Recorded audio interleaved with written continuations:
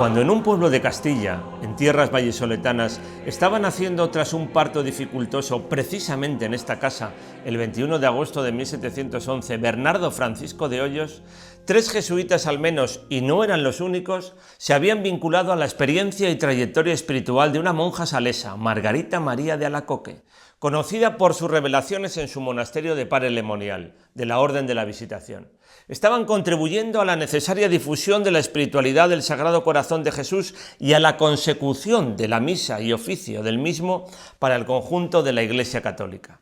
Se trataba de un grupo encabezado por el director espiritual de esta monja, el padre Claudio de la Colombière, autor de los retiros espirituales, su confidente y colaborador Jean Courasier, en gran comunicación con ella y que escribió también una obra esencial en la expansión de esta espiritualidad, la devoción del Sagrado Corazón de nuestro Señor Jesucristo. A estas páginas añadió una biografía de Sor Margarita, compendio de una religiosa de la Visitación. La edición de 1694 del Tratado de Courasier fue incluido en el índice de libros prohibidos de marzo de 1704. Ya lo había adelantado cuando en 1690 la monja de Parel, cuando hablaba del quietismo y de Miguel de Molinos. Gran júbilo me causa cuando me habla de los progresos de nuestra amable devoción, porque se nos ha dicho que a causa de la de Molinos y el quietismo se iban a prohibir todas las devociones nuevas, que no se permitiría que se estableciera ninguna de estas y que la del Sagrado Corazón de nuestro Señor sería por lo tanto suprimida. Disponer de la pluma del padre Courasier era hacerlo de uno de los escritores espirituales más productivos y conocidos en la Francia de la Compañía. Hubo que esperar al siglo XIX para que el Tratado sobre el Corazón de Jesús fuese retirado del índice en 1887. Este jesuita francés, desde la prohibición de su obra años después de la muerte de Sor Margarita María, nunca volvió a hacer mención del Corazón de Jesús en su producción escrita. Estábamos en el contexto del gobierno jesuítico del prepósito Tirso González, impulsor del sistema moral del probabiliorismo, que suponía un mayor rigorismo con respecto a los perseguidos, incluidos dentro de la compañía probabilistas, a los que acusaba de laxistas. La práctica de la comunión de todos los primeros viernes de mes podía chirriar con el sistema moral del padre González. El tercero de estos jesuitas, habíamos hablado de la Colombière y de Courasier, muy importante en la trayectoria de Bernardo Francisco de Hoyos fue Joseph Gallifet, dirigido espiritualmente en Lyon por el primero, de quien recibió las iniciales instrucciones acerca de la devoción del Sagrado Corazón. Años después, sanado de una gravísima enfermedad, este último jesuita, Gallifet, cumplió la promesa que Courasier había realizado a Jesucristo si le sanaba. Gastaría su vida para gloria del Sagrado Corazón. Una promesa que ratificó y que cumplió con entusiasmo desde su condición de asistente de Francia ante su general en Roma, contribuyendo a la aprobación de las nuevas cofradías del Corazón de Jesús y tratando de conseguir el oficio y misa propios para esta devoción. Gracias a su obra publicada en 1726, De cultu sacrosanti cordis Jesu, la vida de este joven nacido en Torrelobatón cambió por completo. Nos encontramos en la iglesia parroquial de Santa María, en la que fue bautizado en esta pila aquel niño nacido en agosto de 1711 con los nombres de Bernardo Francisco y bajo la protección del gran misionero que fue San Francisco Javier. No era la única de aquella localidad, esta iglesia, sin olvidar las ruinas que hoy podemos contemplar de la de San Pedro o la de Santiago, y una interesantísima imagen devocional en la ermita del Cristo de las Angustias. Nació en una Castilla que se encontraba implicada, ya por cansancio, en una guerra civil e internacional por la sucesión de la monarquía católica y que terminó propiciando la llegada de los Borbones franceses al trono español. Bernardo de Hoyos desarrolló su existencia vital en un ámbito tradicionalmente jesuítico, la Compañía de Jesús, establecida en fundaciones muy antiguas en el ámbito geográfico en torno a Valladolid, que respondían todas ellas a una primera expansión del Instituto Ignaciano en la provincia de Castilla. En realidad conoció todos los colegios antes y después de su entrada en la compañía en 1726. Medina del Campo, Villagarcía con sus aulas de gramática latina y el noviciado, y los propios de San Ambrosio y San Ignacio de la ciudad vallisoletana. Vivió en todos ellos, salvo en el seminario de los ingleses, por razones obvias, porque estaba dedicado desde su fundación a la formación de sacerdotes católicos ingleses para conseguir la reconquista católica de Inglaterra. Sus hagiografías hicieron de su tiempo de noviciado y de estudios de filosofía en el Colegio de Medina un momento de profunda vida espiritual, sin que faltasen periodos de crisis intensas, noches oscuras, siguiendo el vocabulario de otros místicos, periodos improductivos en la oración, tentaciones en su relación más alejada con Dios, una tristeza que le impedía seguir adelante y que le condujo a escribir a su director espiritual, Juan de Loyola, que era la criatura más infeliz que de mujeres había nacido. Pero comenzó a vivir un periodo de profundas comunicaciones divinas, experimentando en vocabulario teresiano los ímpetus de amor divino. Un periodo vivencial profundo en lo espiritual que culminará con esa unión y pertenencia mutua y total entre Cristo y su amigo Bernardo, que algunos autores han llamado los desposorios místicos. Él puso fecha a esta experiencia en la festividad de la Asunción de la Virgen en 1730. Todavía no se había vinculado con el conocimiento y expansión de la espiritualidad del Sagrado Corazón, que, como hemos podido observar ya, generaba importantes controversias. No todo había comenzado en 1673 con la monja de la Orden de la Visitación y estos jesuitas que la fueron rodeando. Cuenta esta espiritualidad con hondas raíces en la Sagrada Escritura, aunque en el medievo pudo ser transmitida de manera minoritaria por experiencias complejas y selectas donde tuvo mucho que ver la espiritualidad femenina de aquellos siglos.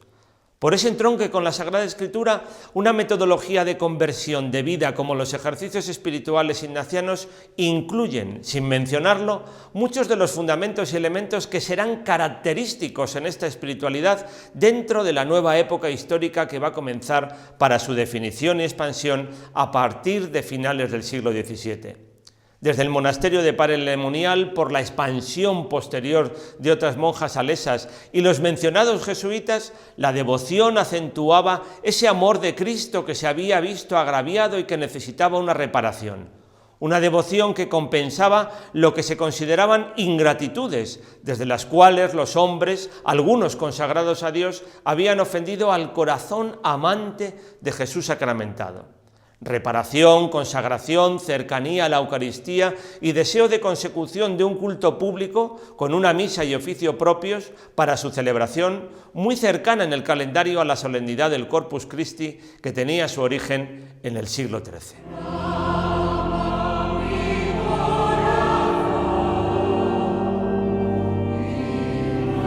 Tenemos que considerar que la espiritualidad desarrollada por Bernardo Francisco de Hoyos ya dentro de una compañía de Jesús en pleno reinado del primero de los Borbones españoles, Felipe V, no era solo un producto de su vida interior, sino de su formación teológica en este colegio de San Ambrosio, la casa más cercana a la Universidad de Valladolid desde el punto de vista intelectual y académico, morada de los catedráticos de propiedad de la Compañía de Jesús en su facultad de teología.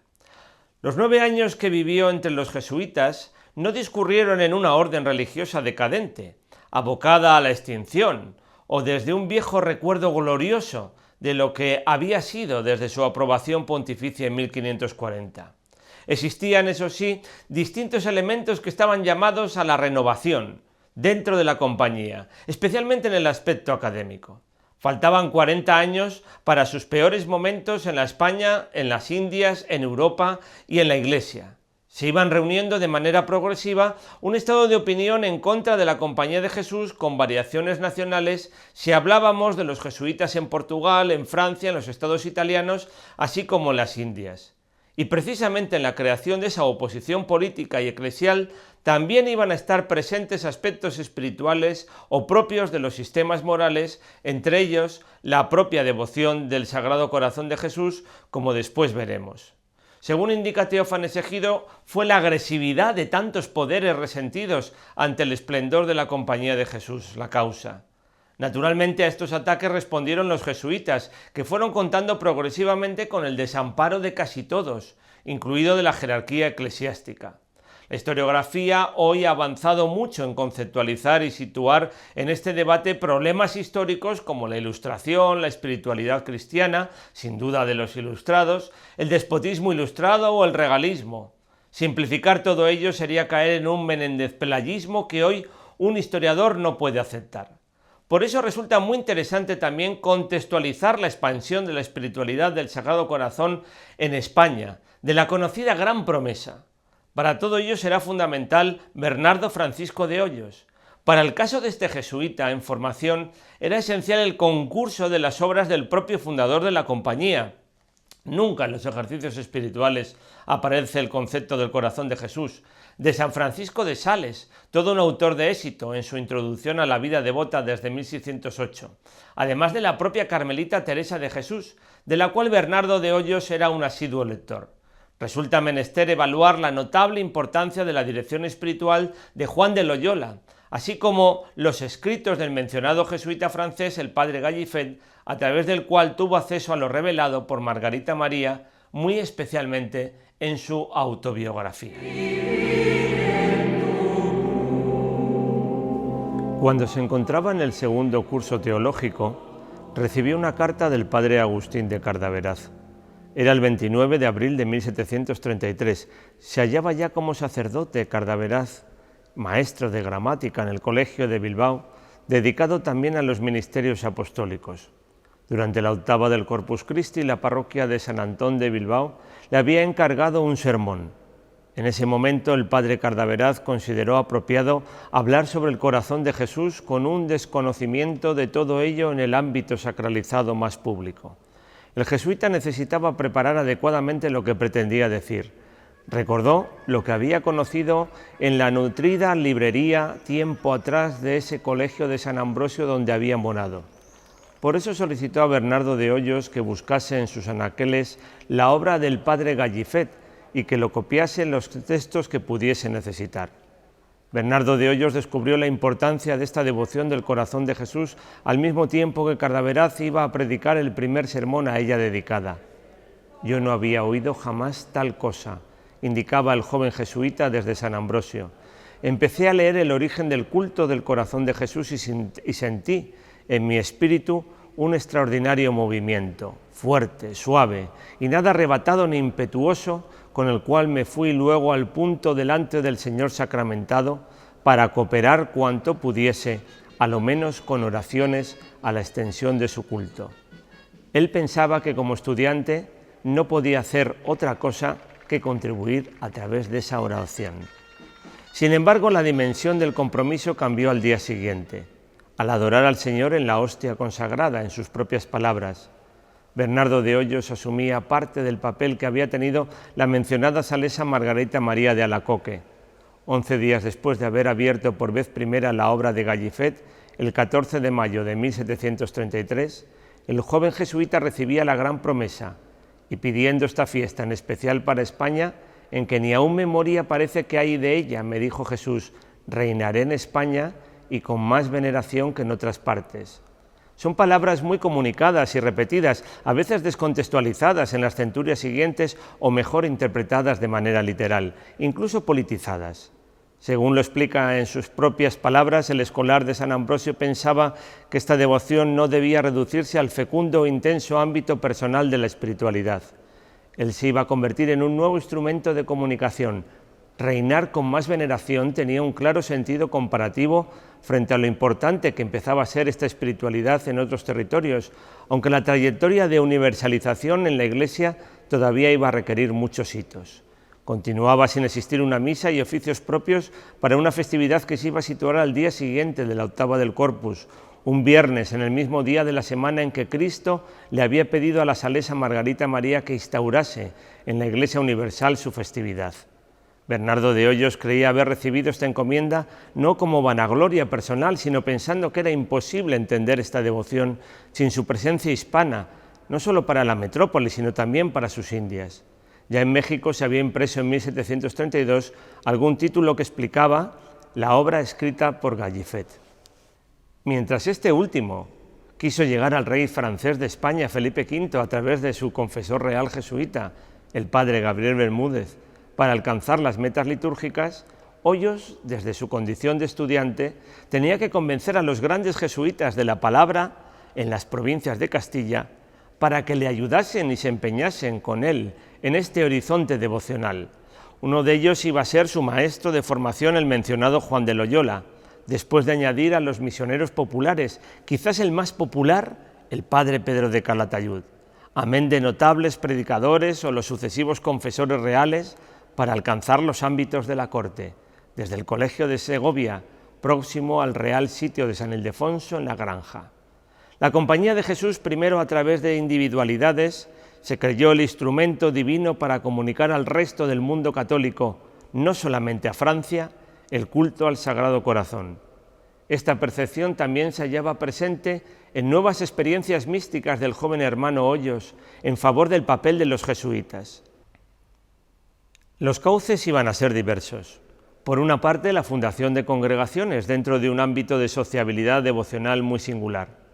Tanto Bernardo de Hoyos a través de Loyola como el citado misionero Pedro de Calatayud intentaron conseguir de Gallifet un texto oportuno como reglas para que se rigiesen las mencionadas congregaciones.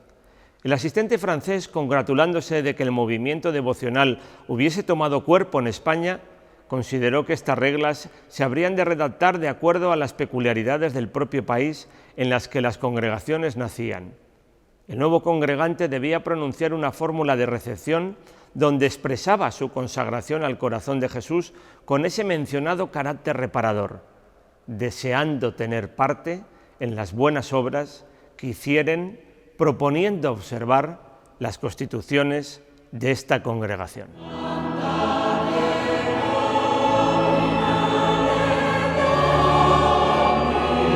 En la expansión de esta devoción, algunas tensiones surgieron con el obispo de Valladolid, Julián Domínguez de Toledo, que vivía en el antiguo palacio que habían construido en el siglo XVI el hombre de negocios Fabio Nelli de Espinosa y su hermano el canónigo Claudio Nelli, y que además había pertenecido en la centuria posterior a los marqueses de la Vega de Buecillo, sus descendientes. Era este prelado poco amigo de devociones nuevas, además de haber desarrollado algunas tensiones con algunos padres de la compañía como Juan de Villafañe, que fue rector de uno de los colegios de Valladolid. Precisamente este superior se presentó delante del obispo vallisoletano para solicitarle licencia en la impresión de ese libro que se habría de convertir en el primer gran compendio español de la devoción, como le ha definido Vicente Escandel, escrito con la inspiración de Bernardo de Hoyos, aunque con la mano definitiva de su director Juan de Loyola. Se titulaba Tesoro escondido en el Sacratísimo Corazón de Jesús descubierto a nuestra España. Un librito pequeño, popular, que corriese de mano en mano por toda España y anunciase a todos, chicos y grandes, los tesoros y gracias del Sagrado Corazón. Así lo define el padre Loyola. Y continúa: el joven me allanó todas las dificultades y me dirigió enviándome la idea o planta que le parecía más útil.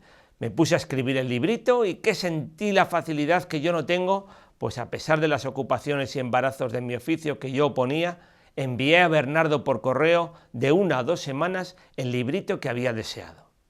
Era la palabra impresa y publicitada anunciada, la del tesoro escondido, tras haberse rechazado otras páginas que no gustaron, como la del hermano Juan Lorenzo Jiménez, resumen de las glorias del corazón divinísimo del amor de Jesús, que no llegó a publicarse.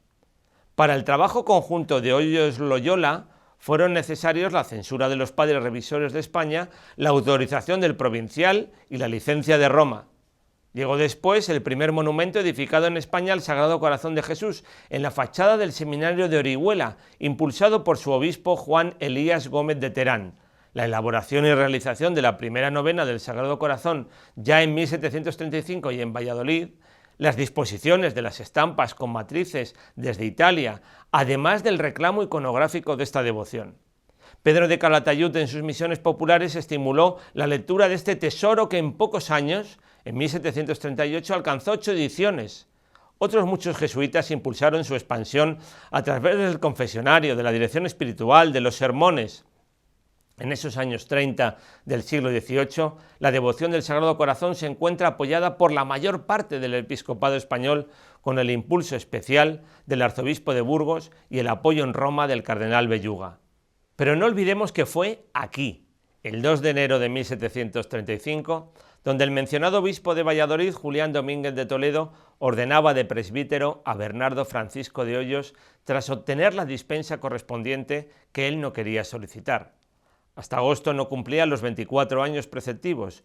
No deseaba ser diferente ni tampoco romper con la pobreza propia, pues la curia romana, para concederla, la dispensa, exigía una compensación económica, pero entre sus apoyos dentro de la compañía existía auténtico interés por su ordenación, y así se lo expuso este último al rector de San Ambrosio, Francisco de Rábago, que a partir de 1747 habría de ser una figura trascendental en la Iglesia y la política de la monarquía como confesor real de Fernando VI.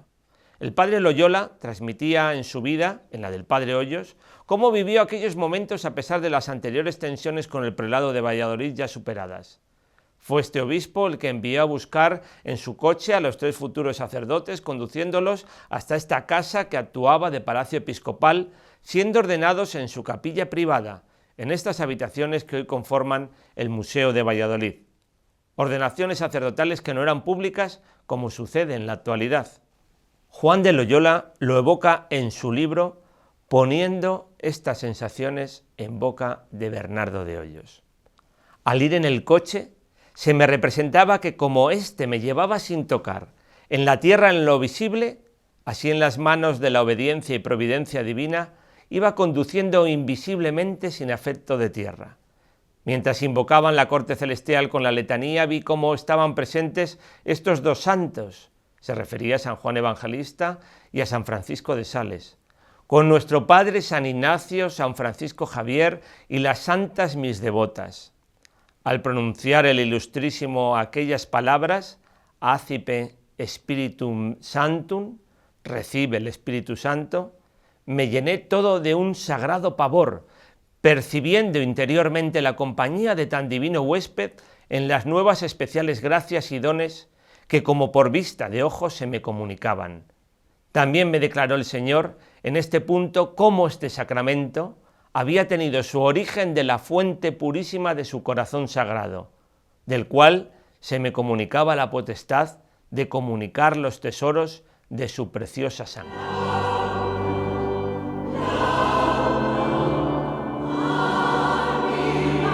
En el día de la Epifanía o de los Reyes Magos celebró su primera misa en la iglesia del Colegio de San Ignacio, actual parroquia de San Miguel y San Julián, cuando lo habitual es que los nuevos misacantanos lo hiciesen en el templo del Colegio de San Ambrosio donde vivían.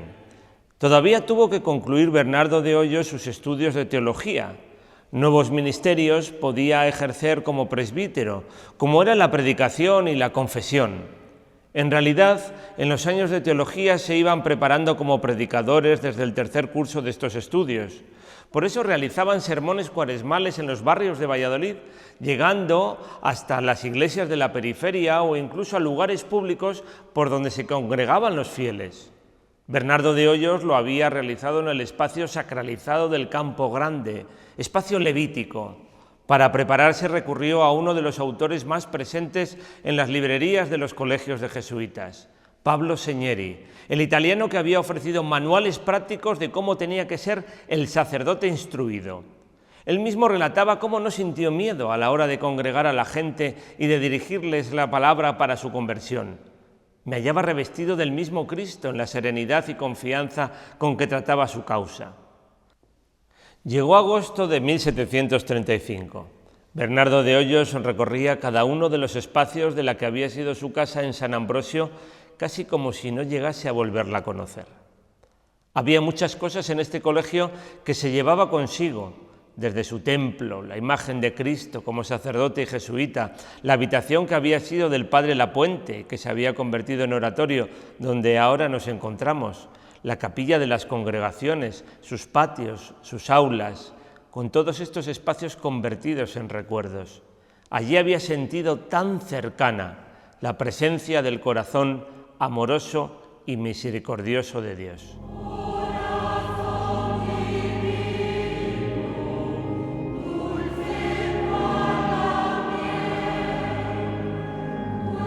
Bernardo de Hoyos entraba en septiembre de 1735 en este colegio de San Ignacio, donde había celebrado su primera misa.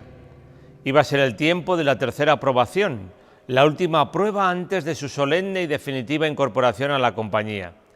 Un nuevo tiempo de formación que había sido organizado de manera definitiva en 1601.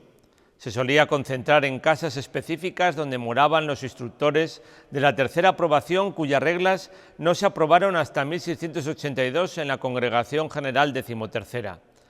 Una de estas casas era el Colegio de San Ignacio, el primer domicilio de los jesuitas en la ciudad desde 1545, con distintas advocaciones y no siempre de una trayectoria fácil, como lo demostrará la definitiva consolidación de la condesa de Fuensaldaña, Magdalena de Borja Oñez y Loyola, descendiente de Francisco de Borja y pariente de Ignacio de Loyola.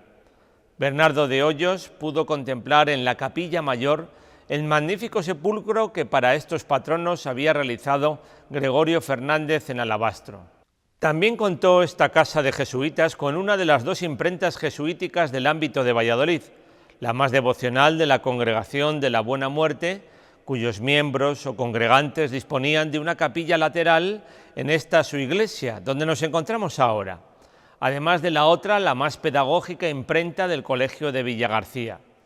La primera edición del Tesoro Escondido no fue publicada en esta de la congregación, sino en la de Alonso del Riego, quizás la más importante en el segundo tercio del siglo XVIII en Valladolid, aunque una nueva edición sí se realizó en las prensas de esta de la Congregación de la Buena Muerte en 1737. Los fines de la imprenta, a lo largo de sus 116 títulos que tenemos documentados, se fundamentaban en la propagación de las devociones. El Colegio de San Ignacio continuó siendo la expresión pública de los ministerios de los jesuitas entre los vallisoletanos. Nunca dispuso de la importancia académica que alcanzó el de San Ambrosio, pero también cuidó la formación de aquellos religiosos de la compañía decididos a formar parte de esta élite espiritual y rectora de sus domicilios, casas y provincias. Indispuesto se empezó a sentir Bernardo de Hoyos el 16 de noviembre. Al principio él no le otorgó importancia. 2 días más tarde un compañero le pidió que se metiese en la cama, pues había conocido que en Valladolid muchos eran los casos de tabardillo, es decir, de tifus, que se agravaban hasta llegar a la muerte. Bernardo de Hoyos pidió primero celebrar la Eucaristía con el objeto de despedirse de Jesús. La enfermedad se fue agravando con el discurrir de los días, padeciendo una sed extrema. Como no podía ser de otra forma, su agiógrafo destacaba su paciencia y la aceptación de la voluntad divina. Habían sido tan solo 24 años de vida. Martes 29 del pasado noviembre de 1735, fue nuestro Señor servido de llevar para sí, como esperamos, al padre Bernardo de Hoyos, de 24 años de edad, 9 de compañía y 7 de escolar aprobado, recibidos a tiempo los sacramentos y dicha la recomendación del alma en presencia de la comunidad. Juan de Loyola llegó a afirmar que la muerte de este joven jesuita era necesaria para la devoción del corazón de Jesús, porque viviendo este joven no se podían manifestar los singulares favores que había recibido. Efectivamente, el fallecimiento de Bernardo de Hoyos no supuso el final de la expansión de esta devoción, pues él tampoco había sido el único introductor de esta causa en España, aunque sí su principal impulsor en las primeras etapas. La presencia iconográfica de esta devoción se iba a ir extendiendo no solo a los colegios de la compañía o aquel primer monasterio de la Visitación que se fundó en Madrid a partir de 1748. Fue muy importante el ámbito de las clausuras en esas ciudades levíticas. Desde la llegada al trono de Fernando VI se continuó con la solicitud de petición del oficio y misa del Sagrado Corazón para España y sus Indias, en aquellos momentos ya ante Benedicto XIV. Explicaba el agente de preces al ministro José Carvajal que el pontífice no solo no había aprobado esta medida, sino que anteriormente había sido negada. Y aunque posteriormente Fidel Fita indicó que el Papa Benedicto era devotísimo al Sagrado Corazón, el mencionado agente Alonso Clemente de Aróstegui se lo anunció a Carvajal, componente con el marqués de Ensenada, muy cercano a la compañía, por cierto, y con el padre Francisco de Rábago, del llamado primer gabinete del rey Fernando VI. El tono con que me habló Benedicto XIV, reconozco, se encontrará siempre resistencia en su santidad para la concesión del oficio y misa del corazón de Jesús. La difusión de esta devoción no estaba reducida a los jesuitas, aunque todavía van a ser sus principales agentes. San Alfonso María de Ligorio, fundador de la Orden de los Redentoristas y autor de la Teología Moral en 1753, contribuyó a la difusión de la misma a través de la Novena del Sagrado Corazón, que había publicado 5 años más tarde. No dejó de ser incluido en el índice de libros prohibidos, aunque en 1700, el Compendio de la verdadera devoción al Sagrado Corazón de nuestro Redentor Jesús, obra del dominico Fray José García de Fulla, escrito en 1735. Se afirmó que contenía proposiciones temerarias y malsonantes y por introducir en la Iglesia un culto nuevo con un espíritu de devoción capaz de seducir a los ignorantes e inducirlos al error. Es verdad que antes de 1767 existió un hito esencial en la aprobación limitada de la misa y oficio del Corazón de Jesús por parte del Papa Clemente XIII, limitada porque se reducía al reino de Polonia y a la archicofradía romana de San Teodoro.